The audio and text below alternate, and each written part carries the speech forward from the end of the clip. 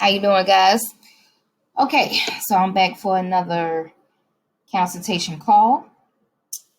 Today we will be speaking with Julian.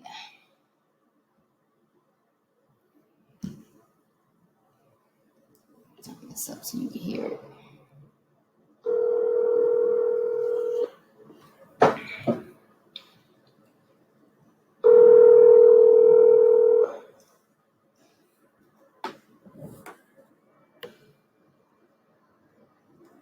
Hello? Please leave your message for 414.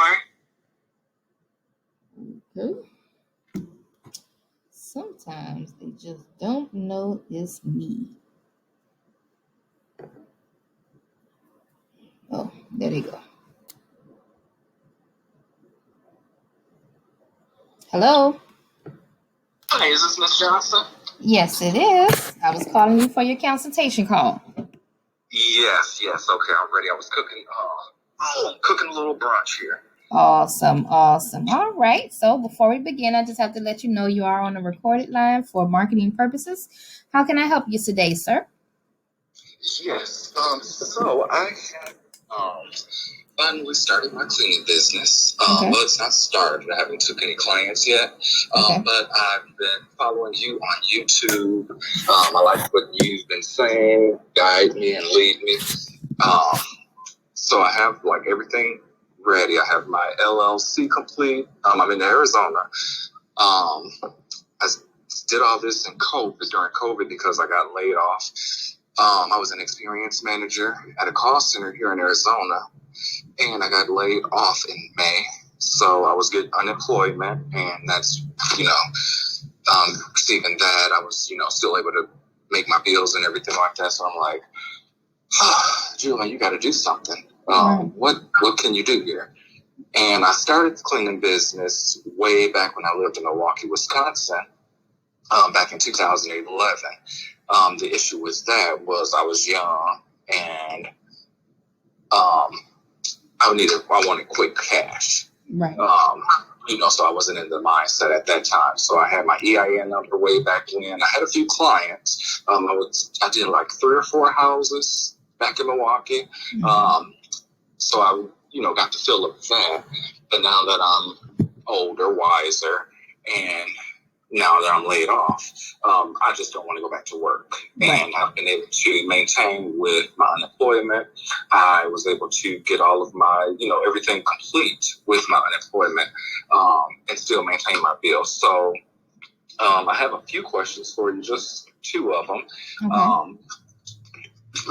So right now, just a background of my business, the name of it is Jules Residential Cleaning Services. Okay. So it's a play on my name. My name is Julian. So the way I got Jules is back in high school, one of the teachers mistakenly called me Jules, and my best friend, she started laughing. So it kind of stuck with me in high school. So I introduce myself to people, I usually say Jules. So the way I spell my name is Jules, but the way on my business website and business cards, it's Julz. And the reason is because of jewels like diamonds, rubies, emeralds, like gems and everything like that. So it's a play on that. And it goes way back to when I was in high school.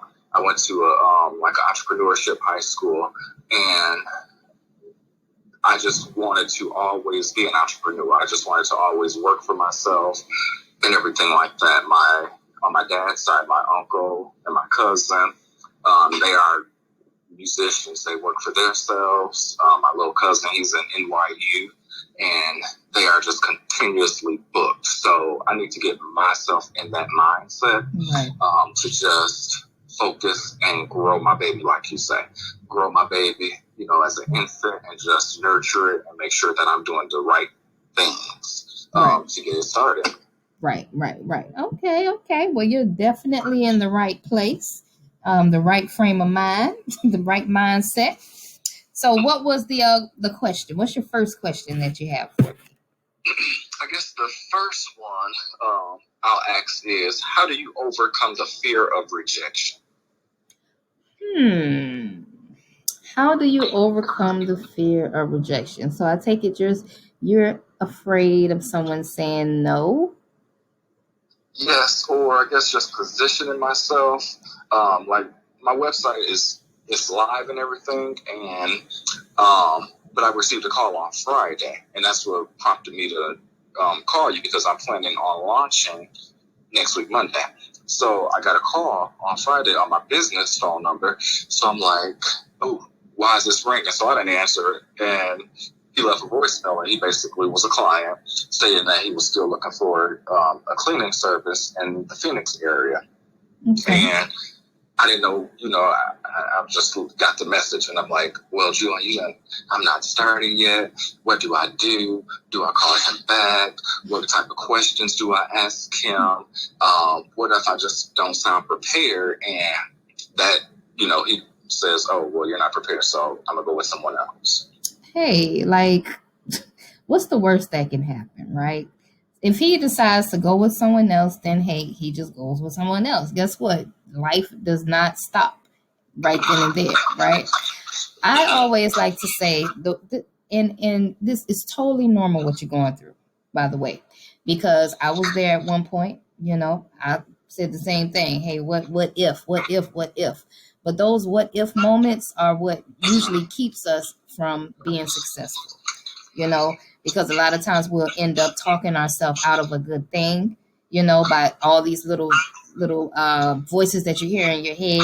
What if he says this? What if I don't get the job? What if they already got a cleaner? Or what if, you know what I mean? But you got to throw all of that what if in the trash, okay? Because you are a business owner. So you're going to get 1,000 no's before you get one yes. So just put that in the front of your mind. You are going to get 1,000 no's in this game.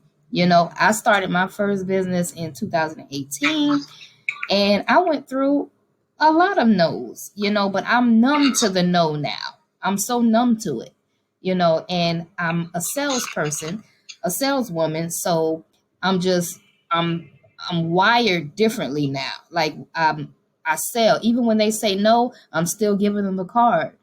I'm still saying, hey, I'm like, hey, okay, well, I understand you already have a cleaner here. You can take my card. And if you guys ever need a backup, feel free to give me a call. What's your name again? And I'm still engaging. You know what I mean? Because I'm just wired differently now. Like, you're not going to just shoo me away. I am a business owner. And you know what I mean? We're salespeople by nature. So how the way I got really good at it was you just got to throw yourself out there.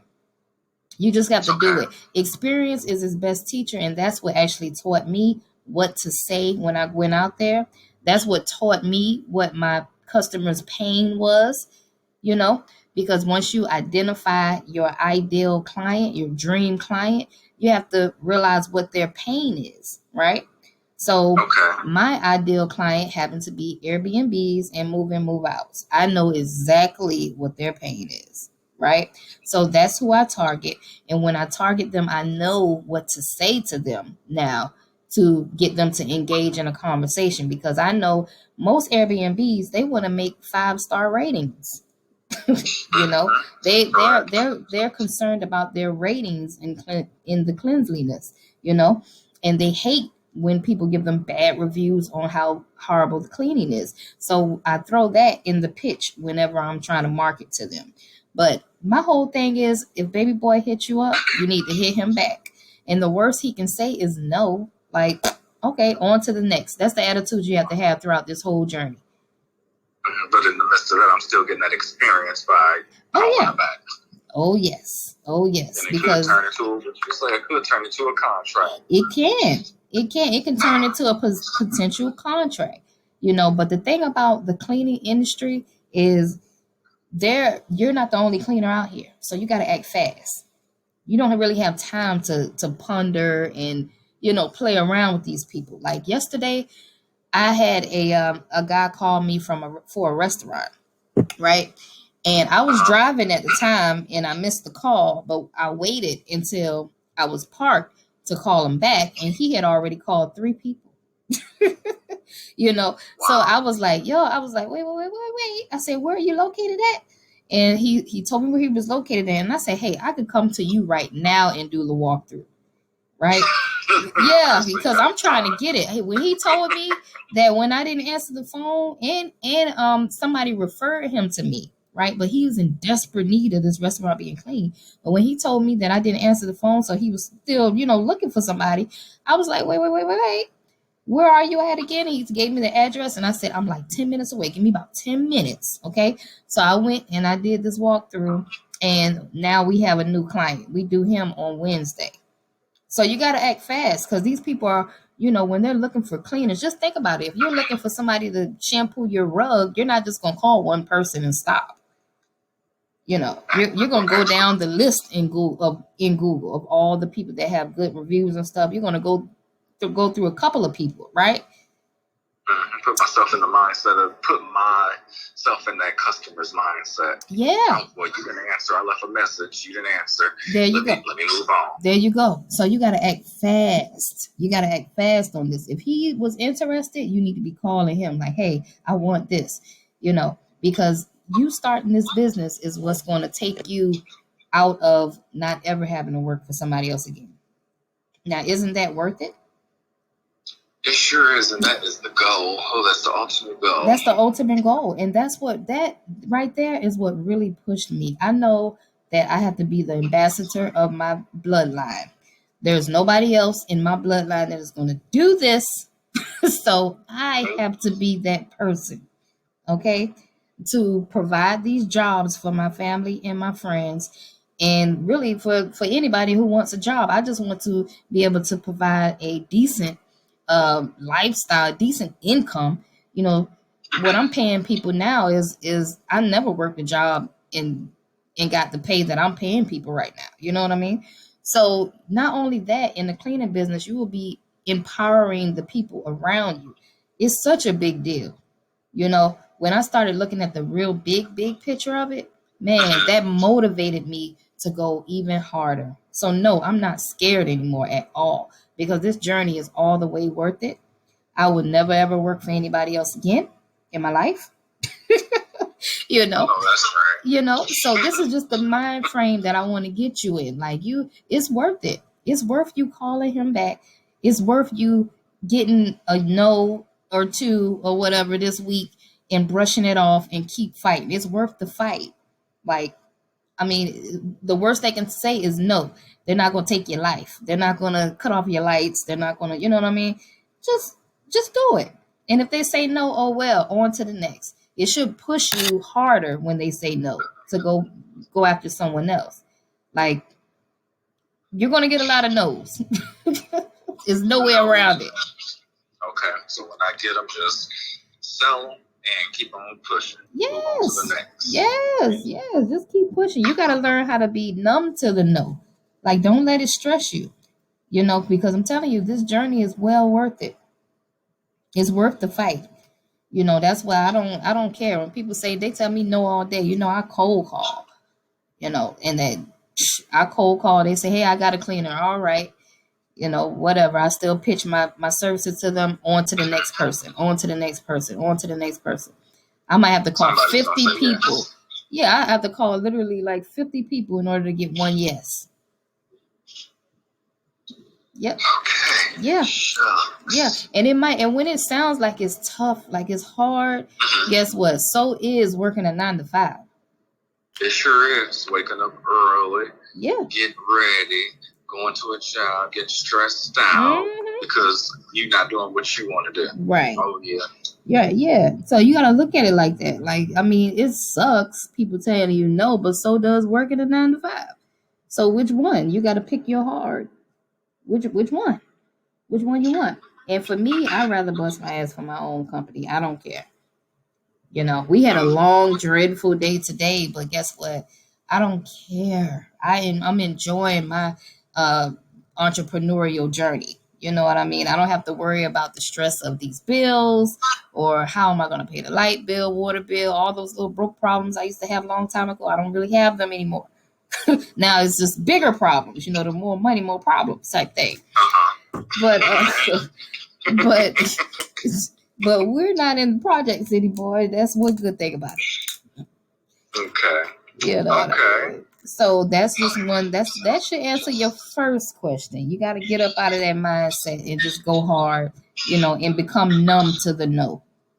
Okay. And you need experience. You need to get that experience anyway, so that you can get your speech down, like what you're going to say, because you're going to be saying the same thing over and over and over again until you adapt to what you're going to say when you're going out there to people. After a while, it's just going to roll off your tongue. You're going to say the same words. Hey, how you doing? My name is such and such and such. I'm the owner of blah blah blah cleaning service. And then you just pitch your services. Wow, that was my next. That's funny. That was my next question. Mm-hmm. What tips do you have on starting that type of conversation? Oh, you just pitch your services. First of all, what's your niche? Like, do you know what your niche is, or you don't know yet? It's okay if you don't know yet. I don't know, but I kind of know. Okay. So, just from me, working from age 15, I'll be 35 in May. But just working from 15 at McDonald's and going from there to different into the mall setting, and working throughout that. And I really don't have to apply for a job.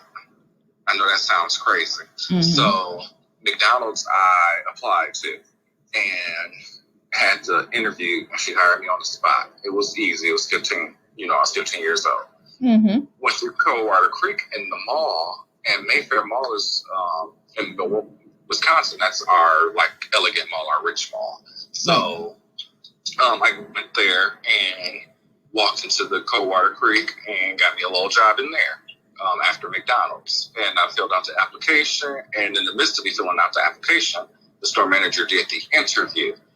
And going on from there, leave Coldwater Creek one night to go upstairs and get some shoes for work. And this was, 6-7 months into Coldwater Creek. Went into Payless and wanted to buy some shoes. So as I go in, I asked the lady at the register, where can I find the shoes? She pointed me to it. As I go to the register to check out, she looks at me and says, go over there and pick out some socks really quick. And she wanted to finish checking out the customers. So I get back in line, and she starts talking to me, and she was like, do you like working at Coldwater Creek? And I said, yeah, I guess. And she was like, well, what do you do? And we had a nice conversation, and she stated, I want you to come work for me here at Payless. Long story short, got hired on the spot with her, and me and her are still friends. To this day, she currently is still in Milwaukee with her family and everything like that. She has 2 or 3 daycares right now. And just from me being able to see her go from Payless as a store manager to where she's at now, that is amazing for me. And it's just very inspirational. And then going from Payless, went to go make some darn applications downstairs at Mall Info. And as I'm making the applications, some random person walks up behind me, touched me on my shoulder. I like the way you're dressed. I want you to either be a store manager or an assistant manager at this kiosk in Mayfair Mall. And she hired me to be I chose the store manager. I was 19 at the time, so that was $450 a week. So I'm like, oh, yes, real nice, quick money. Just finished high school and everything like that. And going on from there, all of my jobs, I just kind of stand out. Even just having an interview going through this pandemic, I kind of got depressed a few months ago. And was like, I really don't want to go out here and get no job. I really want to just focus on this business. So I applied and had the interview with the lady. And she called over to the recruiter. And when I spoke with the recruiter, he was like, wow, what did you say to her? Because she was very impressed with your conversation and your experience and your background. And I was like, I'm just being me. And the way I got to Arizona is I started working at the call centers in 2012. And every job from the time I'm at 15 to the time now has been an elevation from the previous position I was in.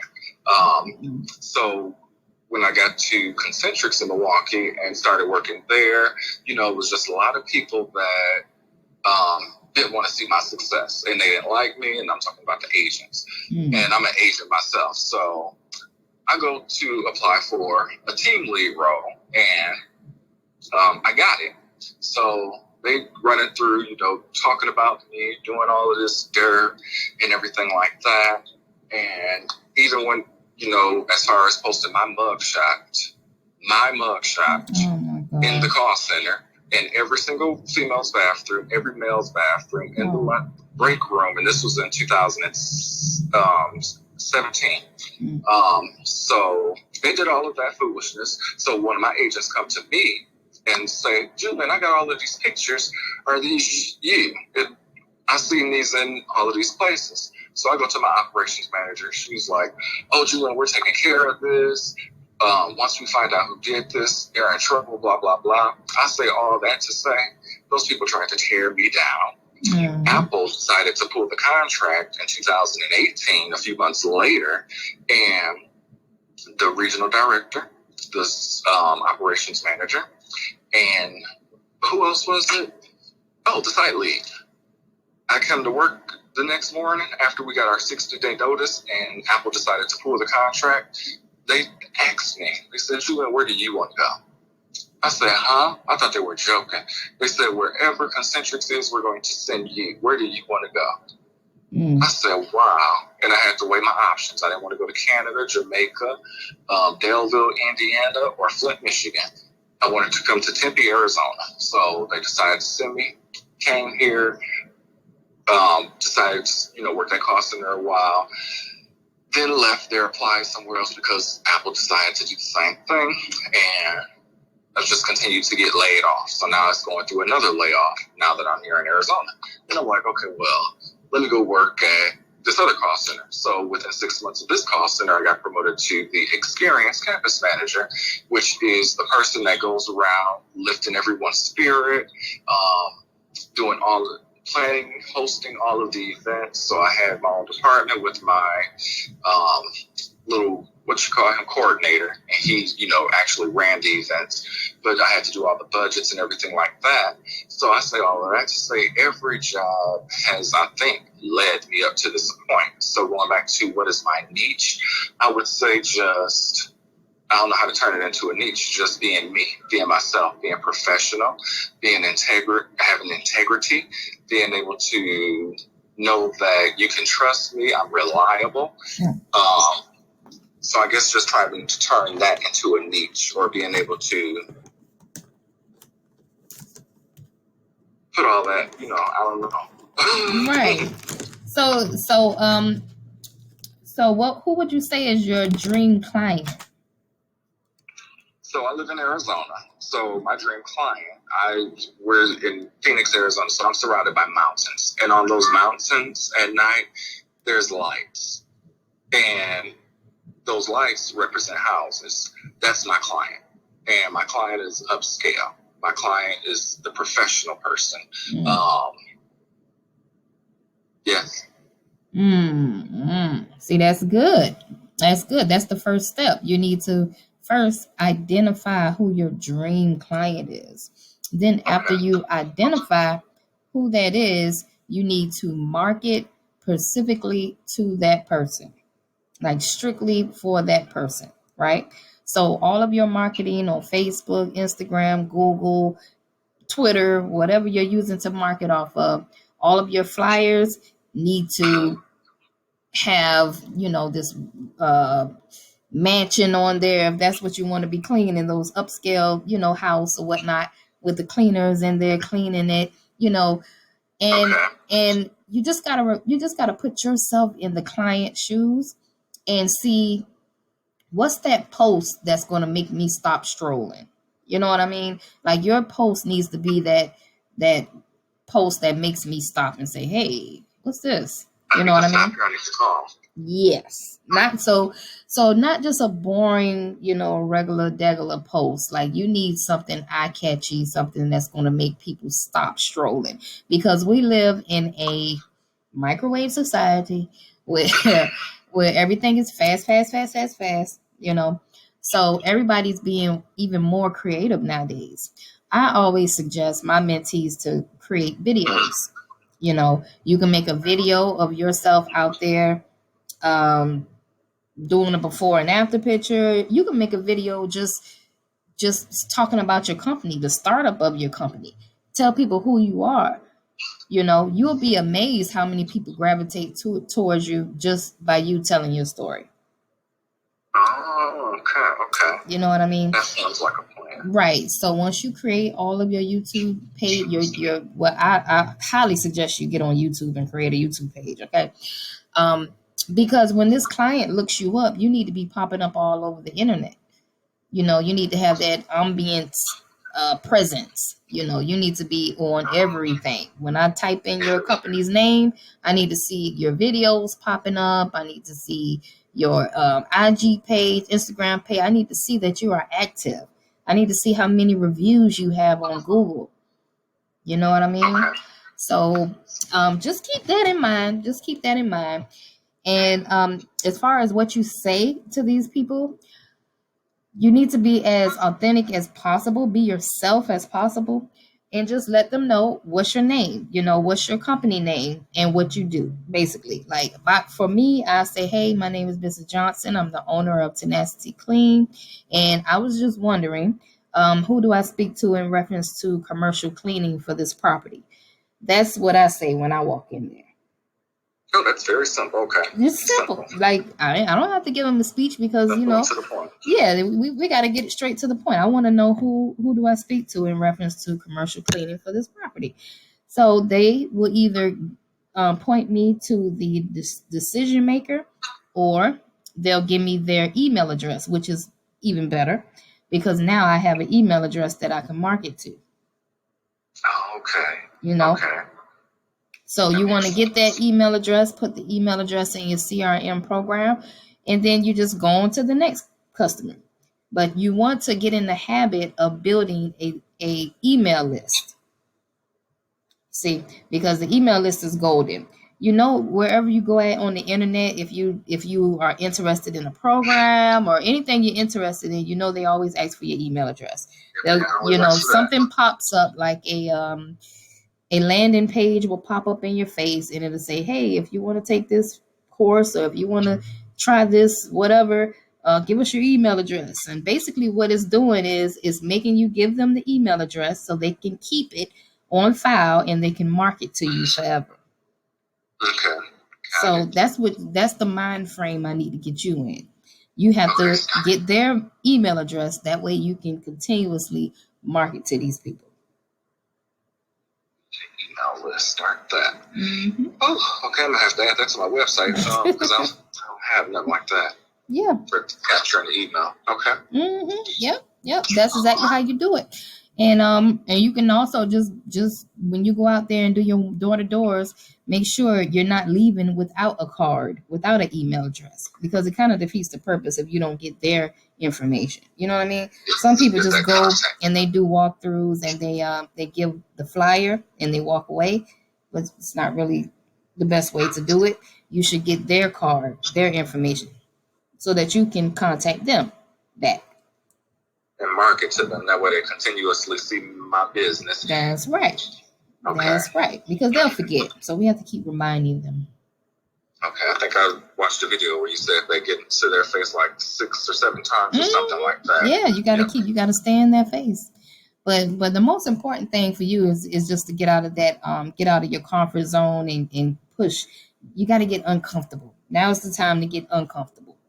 If you find yourself getting too comfortable, like me, when I started making a certain amount of money, I started getting a little laid back, So I had to push myself to get out of my comfort zone again, because I have to move to a second level, level 2, or else if I don't move to level 2, I'll get comfortable and I'll stay in level 1. You see what I mean?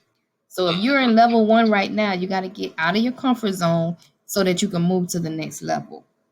Get prepared for level 2. Right. So that's how it works. You just got to get out of your comfort zone. All right. Well, I thank you so much. Yes. It was my pleasure. Keep the videos coming too. I will. It was my pleasure. I wish you much success on your journey, okay? Thank you so much, and you have a wonderful day. All right. Bye-bye.